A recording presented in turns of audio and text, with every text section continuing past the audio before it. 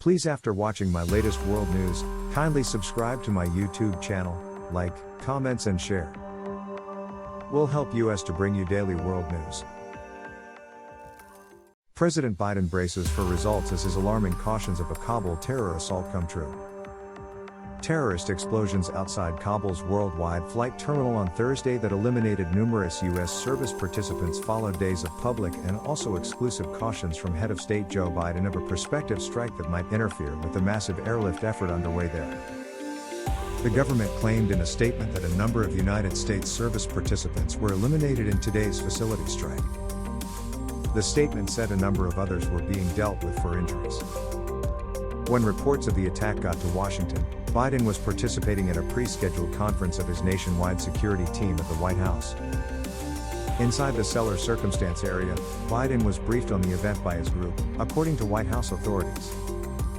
The remainder of his schedule continued to be in flux as White House authorities established whether and also when he needs to address the circumstance publicly.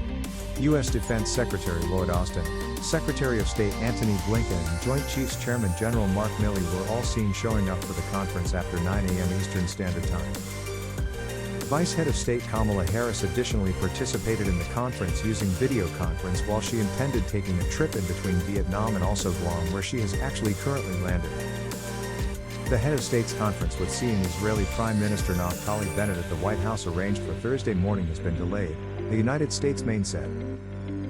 After Biden's conference with his national protection team wrapped up, he continued to be oriented in the Oval workplace, according to the White House.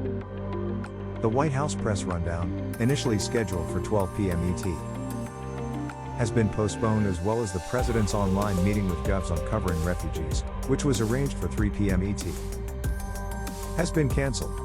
U.S. officials think ISIS-K was likely behind the attack yet are still working to validate the terror team's involvement, according to a senior U.S. authority and also another source informed on preliminary evaluations. The Pentagon described the case as a complicated attack that led to a number of United States and private casualties. As well as a Taliban agent stated it will certainly take every step to bring the culprits to justice for the explosions near the airport, including those 13 individuals are reported to have been killed and 52 wounded. The explosions laid bare the dangers to United States mediators and also soldiers Biden has warned regarding for a week as an agitated emptying initiative at the airport terminal got speed. The pace of evacuations has actually slowed over the past 2 days as the protection circumstance worn away. The threats seemed to expand by the hour. The exceptionally high hazard of a fear assault from ISIS caused the United States, together with the UK as well as Australia, to advise individuals to move far from the airport terminal gates late Wednesday Eastern Time. The danger of possible terror strikes from the Islamic State associate operating in Afghanistan worried American and Western authorities from virtually the moment it became clear that the Taliban would take control of the country on August 15.